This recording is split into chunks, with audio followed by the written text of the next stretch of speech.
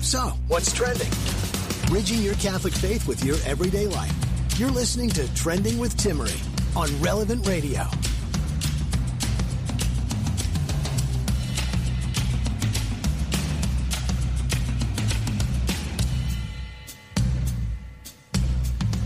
Okay, take a look at this. I think this is absolutely incredible.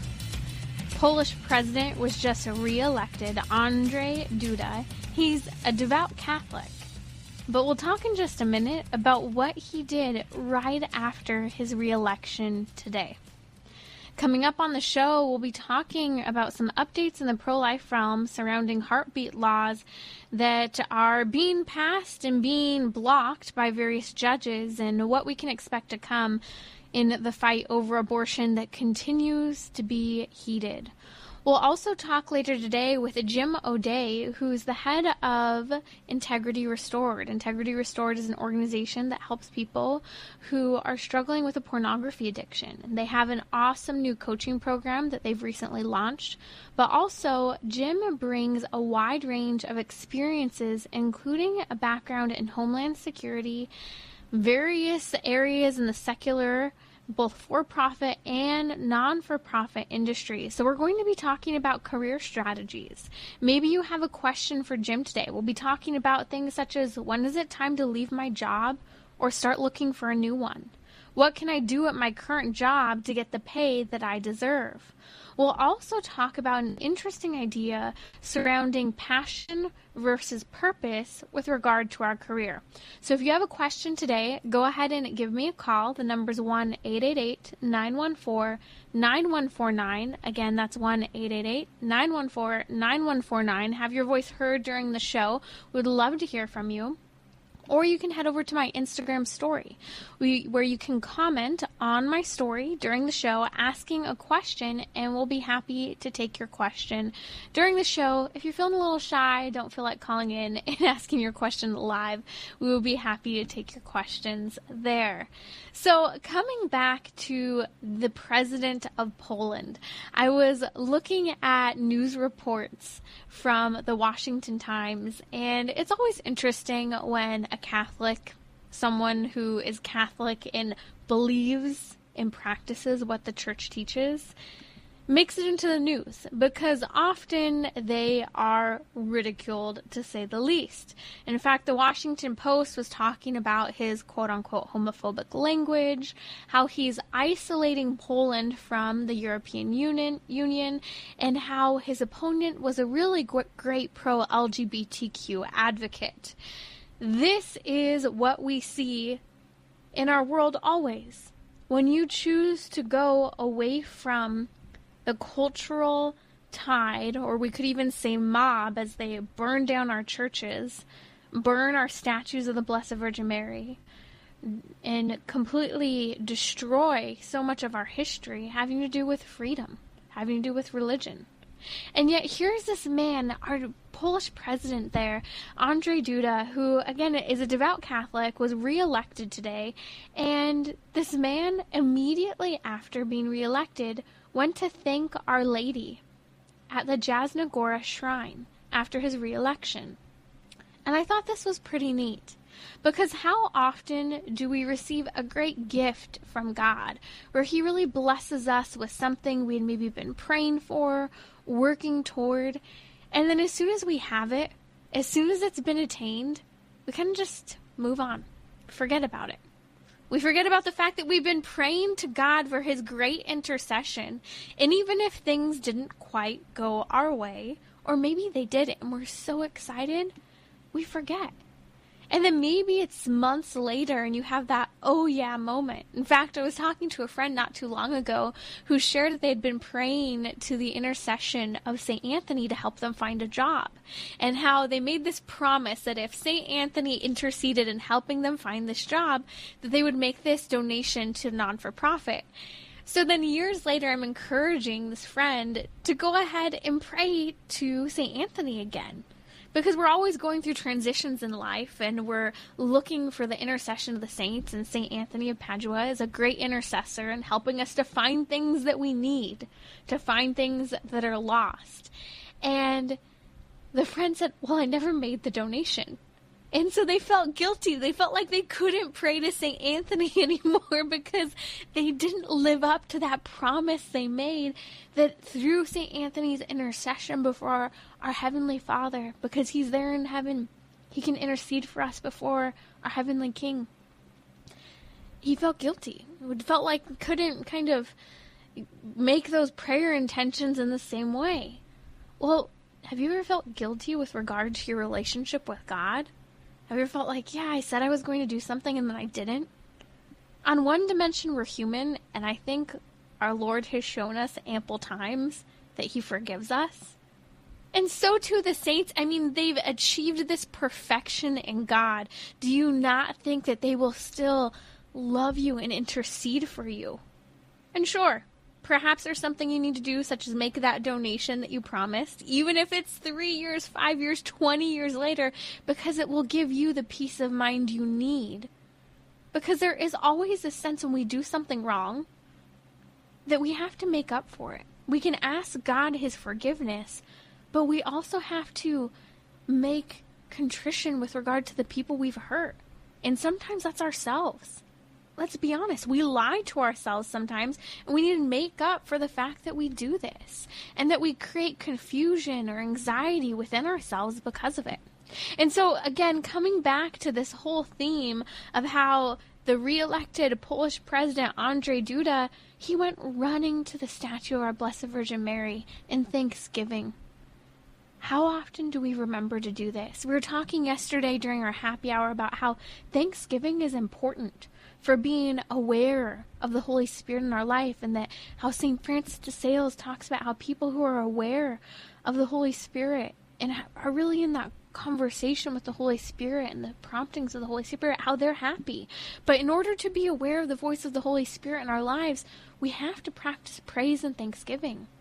We have to be choosing God throughout our day so that we are aware when he himself is reaching out to us.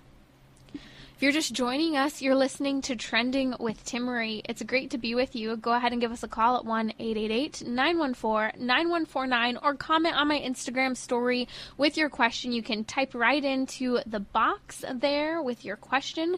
You can find links to my social media at relevantradio.com/trending, where you can also subscribe to the podcast. You don't have to miss a single episode. You want to hear our happy hours? You want to find happiness? Your purpose in life? Go listen to every Monday's show.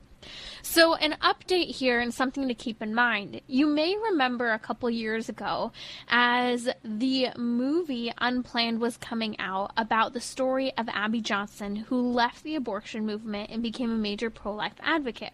The same time, a law was passed in Georgia banning abortion after a heartbeat was detected.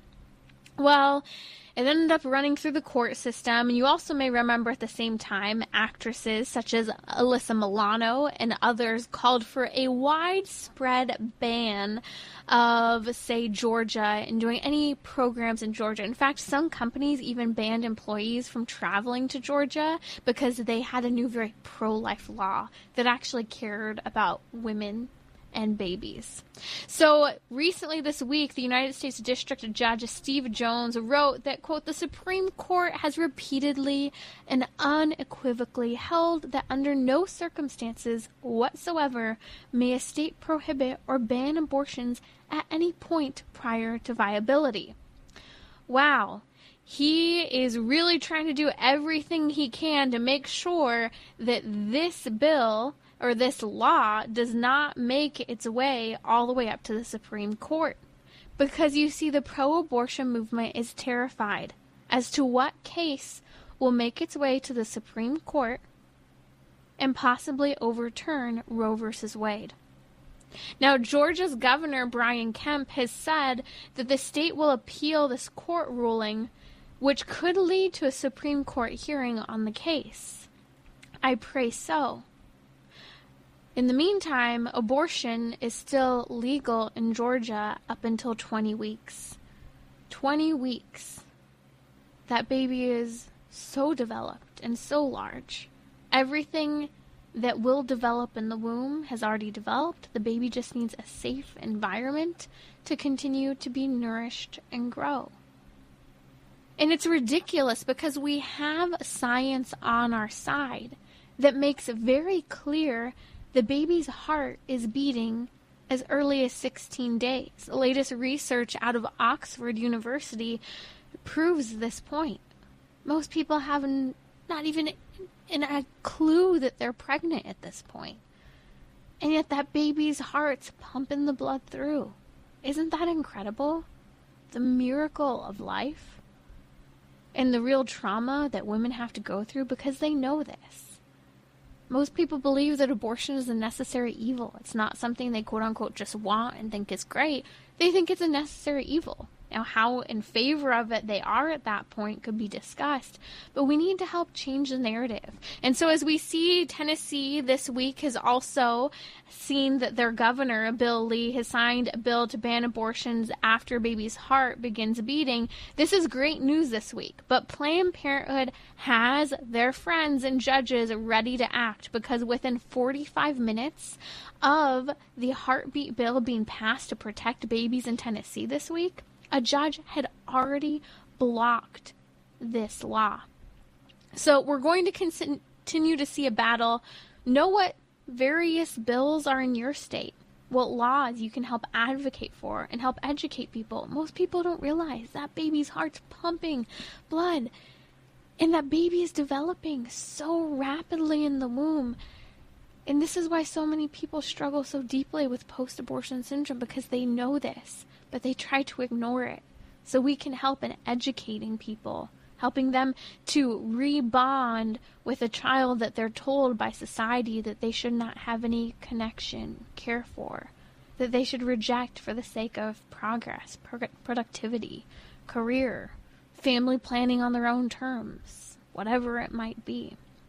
You're listening to Trending with Timmery. My guest today is Jim O'Day. He's a regular here on Trending. Jim, you are doing incredible work with Integrity Restored, and I'm excited today to dive first into some topics in a different direction. Before we talk about the porn issue, I want to talk about career strategies. You have a wide range of experience from Homeland Security for both non-for-profit and for-profit work now as well. Share with us just a little bit more about your career journey before we dive into some of these great questions about moving forward in a career. Sure, Timmery, and as always, it is my blessing and pleasure to be on with you. It's so much fun. I can't thank you enough. Thank you. It's great to have you. So, thank you.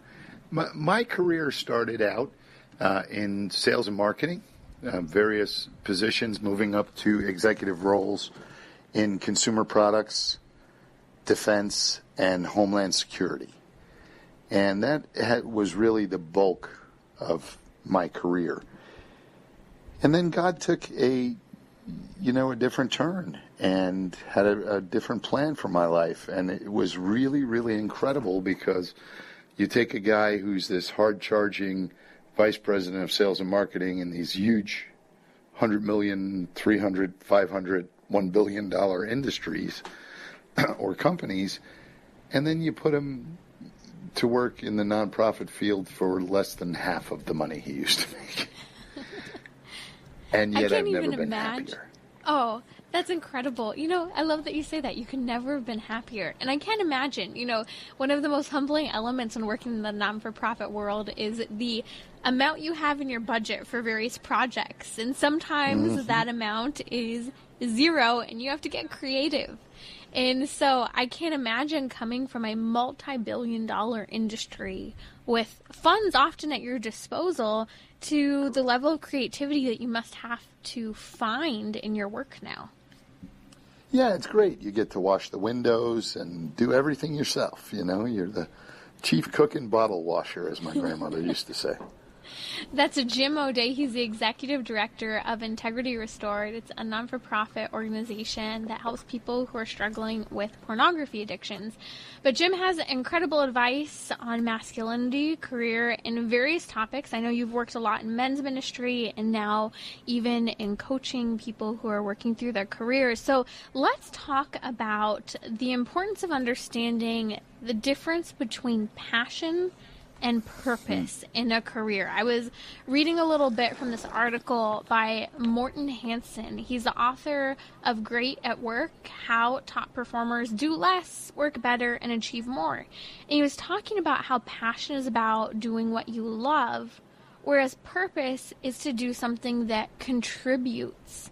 And I thought this was interesting because we just came off of a conversation yesterday on Trending about happiness and how living a meaningful life is often better than living a life that's focused on your own happiness and kind of immediate pleasures. So share with us what you have to say here about passion versus purpose in a career. Yeah, and I think first of all, we're doing a huge disservice by leading particularly young people. Anytime you listen to a college commencement speech, they talk about follow your passion. Well, this may or may not at one time have been my passion, Timmery, but being in a Kiss cover band seemed really, really cool. And I looked great in the makeup, but I can't play guitar and I'm not a really good singer. So even though I'm passionate about it, it probably wouldn't have been a great career idea. There was a really, really cool study came out in the Harvard Business Review. And what this study said in a nutshell is, in order to be successful, focus less on what makes you feel passionate and more on what you truly care about. Now, that's an interesting thing for people to consider when they're considering their career. Because, again, we could be all about our passion is painting kittens' toenails, but that's probably not going to be a really good career. So I think when we have to look at the purpose... Hold on a second. This is a legitimate thing. I know people who are passionate about painting toenails of animals and just wanting to love up on them. And they would love to do that for a career. I'm just saying it's not that far off. It's awesome that that's your passion. That's great. And if you love doing it and it brings you joy and happiness and you're taking care of the little animals, that's awesome. But it's not a purpose. And so I think that's where we have to start making this definition. What is our purpose? So for me, when I was starting out in my career, my purpose was to be able to take care of my family, right? My purpose was to be able to give back in some ways. My purpose was to make sure we were stable. And so those are all values that were important to me in considering what I was doing for a career. My passion was always kind of a sideline. So as you know, we've talked about, I've taught martial arts for 35 years now, and I'm passionate about that. But it was never a good business idea. So I let myself be passionate about it and then fulfilled my purpose, which was to be in a role in a career that offered stability, upward mobility, the chance for my family to buy a home, get a car, do all these things. These are all realities that we have to face. Right. Now, if you can work for a company that aligns with your purpose, well, then that's even better, right? So if you're passionate about healthcare in third world and you get to work for the World Health Organization, well, that is an awesome connection between your purpose, your passion, and your job. But it doesn't often happen. That's a great example. And I have to say, these are often, I think, questions that we need to ask a lot sooner than we are asking. Because I can give the example of my own journey. You know, I grew up dancing. I danced in high school with the Russian Ballet Company in Washington, D.C. for a summer and had other incredible opportunities. And, you know, real life hits, but also that challenge of passion, things you love, and purpose and responsibility. And, you know, I remember having to kind of separate from dance as the years went on. I still love it. It's something I still try to do, and it's something I should try to do and engage in. It's a fundamental part of who I am, you know, this dance background. But at the same time, you know, we can be so blind and chase our dreams, as you mentioned earlier on, and completely ignore the sense of responsibility, which is where our purpose comes from. Mm-hmm. And immediate happiness, by the way, and this is just not in your career, but in life, is a lousy indicator of how you're going to feel down the road. Because what makes us happy may change, but our purpose, our value system, that is going to remain pretty constant. Mm-hmm. So if we align our career with that, then I think we're doing a much better job in coaching young people what they should be thinking about when they're graduating college, when they're taking those first steps into the career world. And also recognizing that we're incredibly resilient as human beings. You can reinvent yourself. So your first stop on the career path may not align perfectly with your purpose. That doesn't mean the next one won't. Right. This is a really good question because I hear a lot of people who, like yourself, have made multiple, in a sense, career changes as the years have gone by. Yet I see many people who are in agony over a career change, whether it's because they're discontent with what they're doing, and perhaps it's because there's so much emphasis on passion, and maybe they were following their passion too much, or now they're trying to follow it more. What was it like for you in transitioning from various types of careers? Was there that same level of agony that we're seeing many people going through today? And if not, why? Well, we're going to talk about this later when we're talking about pay raises. But honestly, for me, the moves in the corporate world were always about the next logical opportunity. Mm-hmm. You know, sometimes when we're working for one organization, it's unfortunate, but we're only going to move so high in the organization, regardless of our skills or our performance or our ability to even do more. We're just kind of stuck. And so most of my moves were that. Mm-hmm. They were moves for a better opportunity for myself and my family. So while it was hard because change is scary and you don't know, you know, the first company, the consumer products firm, I was there for a long time. I was there for the first 14 years of my career. And moved up in the organization pretty much as high as I could go. And that was a hard move because I was really comfortable there. And it kind of checked all the boxes, right? For security, stability. I knew what I was doing. I could do it with my eyes closed at that point. But I wanted more for my family.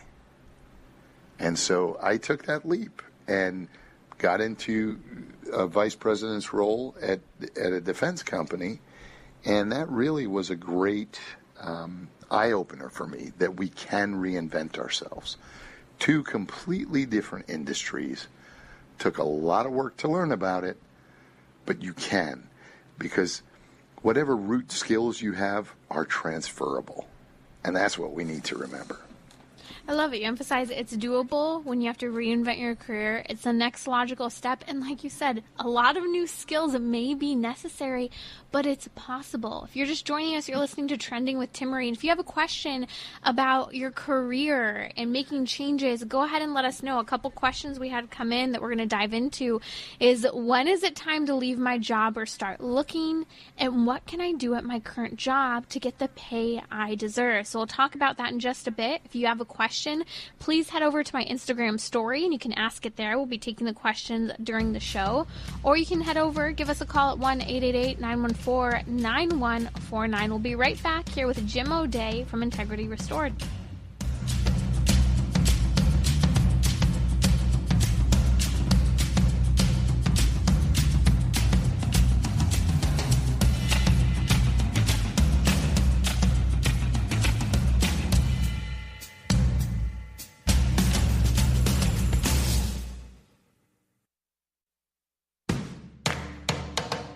We're talking about what you're thinking about.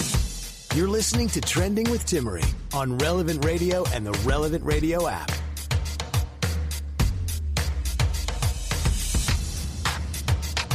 We're back. Go ahead and give us a call, 1-888-914-9149 here on Relevant Radio. You can also comment on my Instagram story if you want to join the conversation, ask a question. There's a comment box there, and we'll take your question during the show. We're talking a little bit about career strategies, and we'll also be talking about help in overcoming a pornography addiction. You need a strategy. You need resources.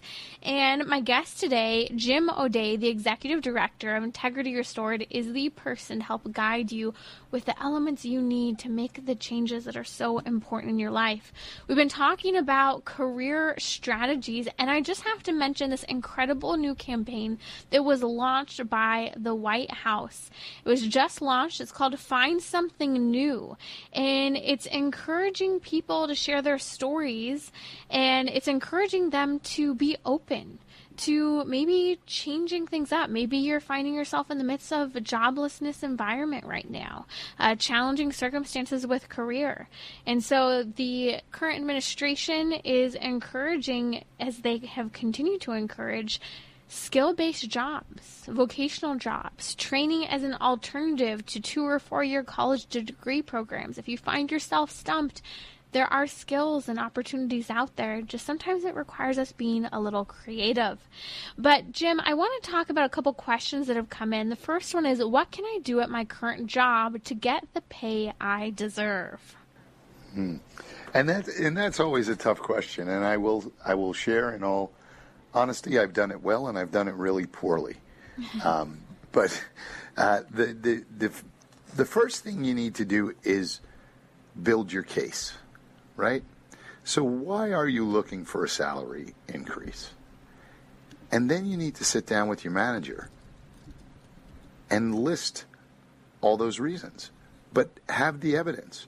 Because too often it's just, I feel like I deserve more. And so if you sit down and you have a meeting with your supervisor and you talk about all your accomplishments, your current salary, where you'd like to be in your salary, and the things you've blown out of the park, it's a much different place or conversation than if you just go and say, hey, I need a 10% raise because I feel like it. Mm.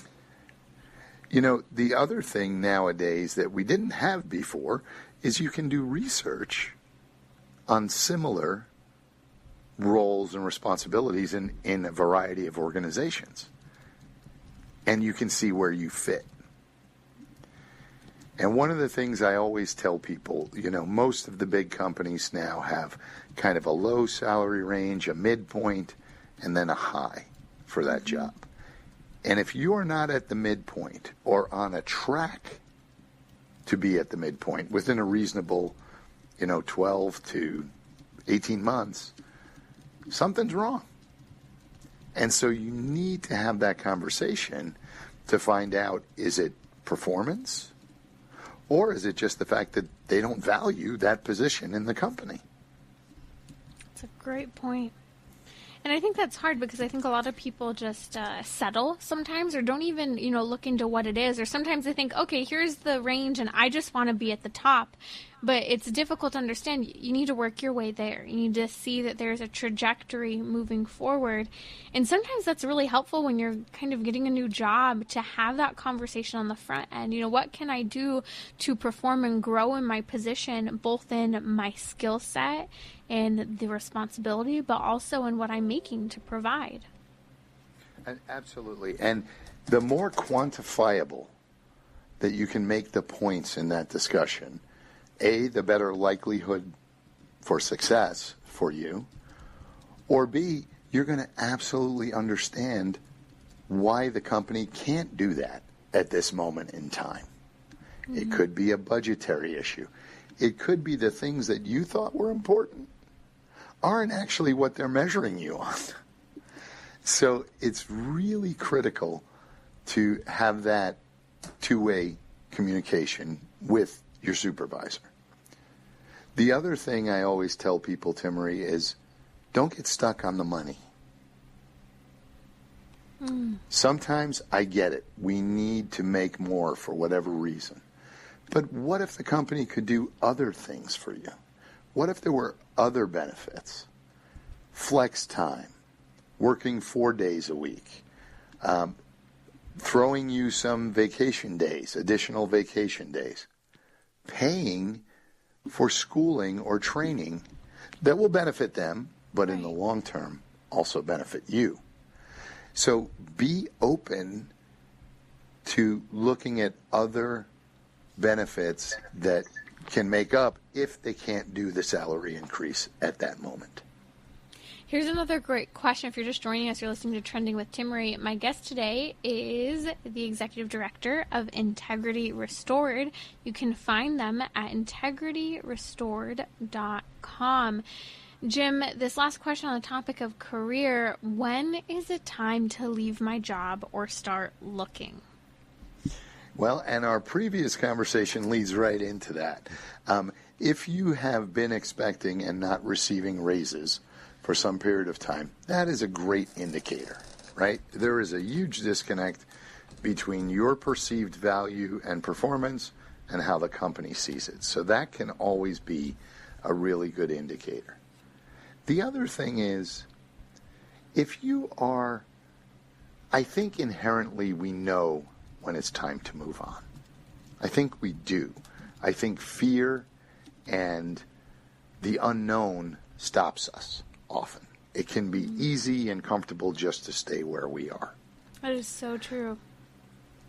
But if you are unhappy more often than you're happy, if you are finding yourself arguing more at work or really, really struggling to be productive at work, well, that dissatisfaction is causing you a lot of stress, but it's also causing stress on the organization. It's time to go. And so it's better to recognize those things early on and leave on good terms than to be forcefully separated from your employment, and then you don't have a good reference, you don't have good relationships with the people you left behind. So oftentimes, again, we know when it's time to move on, but fear and the unknown and fear of the unknown stops us. So don't let that happen. Leave positively on your own terms. I love that. Leave positively on your own terms. Don't let it get to that point where everyone's just unhappy and you burn bridges, because you never know. There may be an opportunity to come back. That's your network. And it's important to keep things in a good place, and it's very Christian to keep relationships in a steady place rather than letting them get to that volatile point. But also, I think it's a challenge to remember that we have to be humble in these situations. Our pride can kick in, and we think that we are irreplaceable in the job that we are performing, and that no one else can do what we're doing. And the truth is, in certain circumstances, someone won't do what you do in the same way. However, that's okay. That doesn't mean that it should stymie you from moving forward and providing the things you need for your life and your family, or from maybe allowing someone else to step in who the reality is could do a better job sometimes than we do. Yep. Jim, I want to talk about your new coaching program. And again, if you're just joining us, we would love to hear from you. You can comment on our Instagram story. Just find me at Timmery. Head over to relevantradio.com/trending to connect on social media and ask your questions. Now, you recently launched a new program that we've mentioned briefly, but it is live now. It's the Integrity Circle Coaching Program, found at integritycirclecoaching.com. Can you tell us a little bit of what this is and who it's for? You know, I'm so excited about this, Timmery, because pornography use with this pandemic has been out of control. right? The numbers are way up, more and more people struggling, more and more families suffering, and more people don't know how to help somebody. Right. So this program is for all of them. If you are struggling with pornography addiction, this program is for you. If you love someone and you are affected by their pornography struggle, this program is for you. And finally, if you're in a position of care, think priest, deacon, lay ministers, Timmery, this program is for you. What we do is it's a 30-minute session each week on a different topic where you'll have about 15 minutes of teaching on the topic and then a Q&A and then an assessment. And you'll do this for 26 weeks, and at the end of 26 weeks you're going to get a certificate of completion indicating that you have completed the Foundations in Understanding course. So you're going to have a full understanding of the addiction, of the impact on the individual, the impact on the family, the impact on society, and more importantly, what you can do about it. Excellent. And this is really important to recognize. So many of us have friends and loved ones who are struggling with pornography. And it's hard to know what sort of support and approach we should take in actually being helpful. And then also kind of understanding what triggers might be for people. And I know these are some of the topics you walk through. Can you give maybe some tips for where to get started and kind of a teaser of what to expect in this course? So in this course, you're going to learn, and this is what I'm really excited about, you're going to learn about pornography addiction from a Catholic perspective. What? Catholics have something to say about pornography? Yeah, we do. We have a lot to say about it. And not just that it's a moral failing. That's the most important thing. That this is a recognized addiction, just like alcohol or drugs, and we need to help these people heal. So in order to do that, we're going to teach you about different topics every week. You mentioned some of them. The brain science behind the addiction. Chemically, what's happening in your body. How to identify and protect yourself from triggers. How does pornography impact your spiritual life? We just did an incredible session with Father Alan Hoffa about how to use spiritual direction to help you in the fight against pornography. How to use scientific counseling to help you in your journey towards health. And then finally, we have a community. And if you are part of the Integrity Circle coaching program, you are automatically enrolled in this community where you can talk to other people with the same struggles, whether they be addicts or people suffering from betrayal trauma because of their spouse's usage, or whether they be people in positions of care, like pastors and priests and deacons and lay ministers who are trying to help people but don't know how. So you can get into that community and you can share back and forth and really learn a lot of tips and tools, but in an easy format. 30 minutes a week is not a big commitment.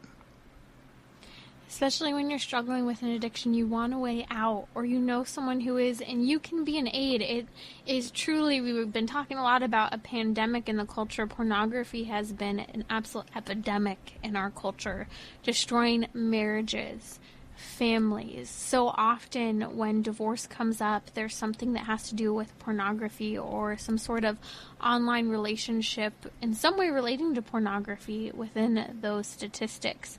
So for less than $25 a month, you have the opportunity to join in this movement of coaching to either overcome your own addiction or help others who are struggling. You can learn more at integritycirclecoaching.com. Again, that's integritycirclecoaching.com. We'll go ahead and post links to that right now on my social media pages as well. That's been Jim O'Day, the Executive Director of Integrity Restored, joining us here regularly on Trending. Thanks so much for being with us, Jim. We'll be right back here on Trending with Timmery.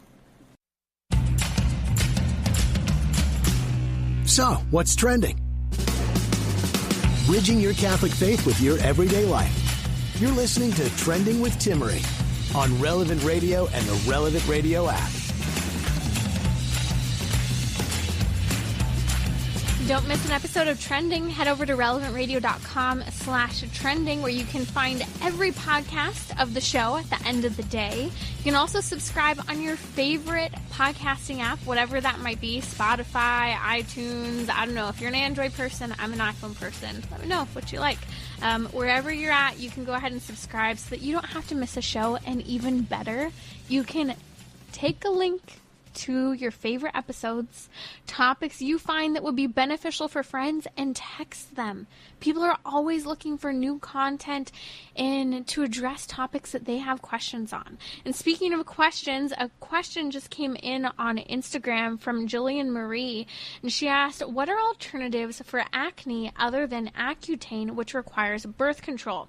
This is a great question. I want to commend you for asking the question, especially because birth control is just not good for our bodies as women.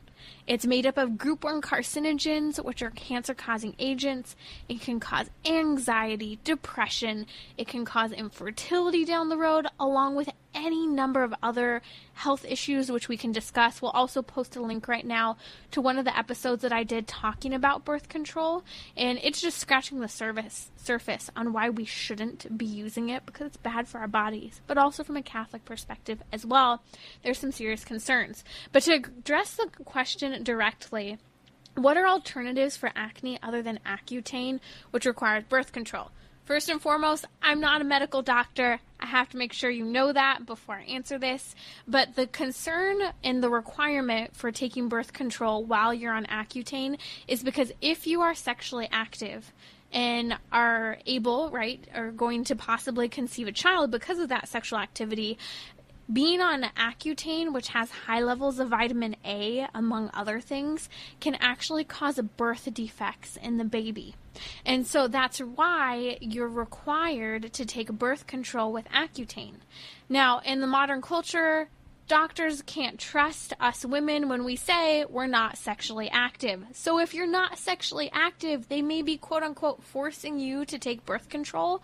But if you're not sexually active, therefore there's no risk to a child or potential child, then you don't have to take the birth control. So I know some people who say, okay, thank you, and then they just don't take the birth control with Accutane. Personally, on, again, just a personal note, I wouldn't take Accutane. I've known a lot of people who have had side effects to it. Again, everyone's journey is different with horrible experience of acne. I'll say this, I'm raising my hand saying I've been there. Acne is a real struggle. I've mentioned before on the show that I myself have struggled with autoimmune disease issues, one of which including polycystic ovarian syndrome, which can make your skin a beast. And it makes you insecure, uncomfortable, frustrated, and you just want a solution out. So whether this is your experience, or maybe you're a parent who's trying to work through this with your child, know that often there can be underlying health issues going on. For me, my polycystic ovarian syndrome and food allergies were a huge part of my struggle. And so taking care of those things and getting some healing in after years of food that I was allergic to that was causing damage in my skin, and I needed to reduce inflammation, made a big difference. And so I always want to encourage, we use a lot of medication anymore that can kind of be a Band-Aid for what's going on. Again, I'm not a doctor, but I do believe in a wholesome approach to our body. It's Catholic. It's human-centered. It recognizes that stress, anxiety, lack of exercise, bad food, and lack of sleep all has an impact on our health. And especially for us women, there's been such an increase in autoimmune disorders, infertility, and various issues that I think that we need to be a little more wary about what we throw into our bodies as a temporary Band-Aid for a cosmetic struggle that we're having. Let's get to the root of the problems. I really am an advocate for that. So when I got this question, I was like, I would love to answer it because it's a real struggle. I get it. Now, in the meantime, I want to talk about a couple stories. So I was traveling last week across the country to Baltimore and back. Whew, boy, yeah, it's kind of creepy seeing everyone in masks everywhere, that it's not just these Californians. You know, you really don't know who you're traveling with on an airplane.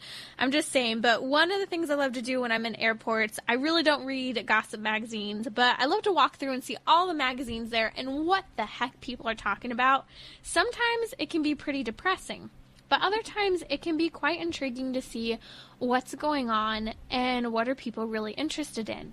And another topic concerning men and women that isn't talked about enough, yet we're seeing this trend of change over the last year, is miscarriage.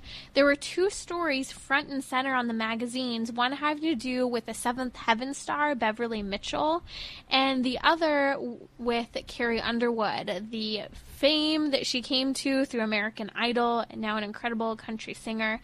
They both experienced having gone through tragic miscarriages in their past. Now, each of them were able to later conceive children, but in the case of Carrie Underwood, she experienced 3 miscarriages during her journey of trying to have a big family. She always wanted to have a large family. Here's what stood out to me, though, about this story.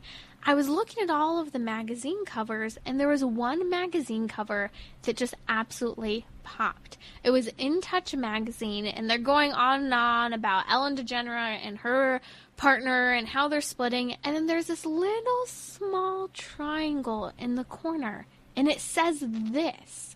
I was shocked. Carrie Underwood, How God Saved My Marriage. What a breath of fresh air. And so then I turned quickly through the whole magazine to find a box almost as large as the tiny little corner side that was in the actual cover, where a source close to Carrie Underwood and her husband, former hockey player Mike Fisher, talked about how the couple had suffered 3 miscarriages between 2017 and 2018 while Carrie was working on her album Cry Pretty, and how this really was a struggle for their marriage, and how Carrie at the time was traveling and she felt like she couldn't open up to her husband about the pain she was going through. And this is so common. I hear this especially among women when they're going through a miscarriage, because men and women process grief differently. And I'm not saying that this is universal, but so many women I've talked to who have gone through a miscarriage often share that because their husband maybe isn't as vocal about the struggle, they think that their husband doesn't care as much. And so they feel like they can't share their pain and experience because they feel like he's sometimes moved on sooner. And so these are just some of the things that I really see couples struggle through with miscarriages. And they're so common, yet so many people struggle through the pain of having walked through it. And some people love to say, oh, you know, you'll just have another baby. You can get pregnant again. Some of the worst things we can say to someone who's gone through a miscarriage, having lost a child, especially because we have such a deep pro-life mindset as Catholics. We love babies. But here's what's really cool. Carrie Underwood was able to make it through this because of her faith. The same woman who sang that song that we love, Jesus Take the Wheel, turned to her faith even in the difficult times of a miscarriage, and how it then influenced losing 1, 2, and 3 babies, her own marriage. And how it was through clinging to her faith that helped keep her and her husband together. And how love of God got them through the worst experiences. What has God taken you through? Have you opened yourself up to Him? To allow Him to lead you through the darkest moments and allow Him to transform you even in the midst of the pain. A great example here from Carrie Underwood and her husband. See you tomorrow here on Trending with Timmery with my guest, Michael Gasparo.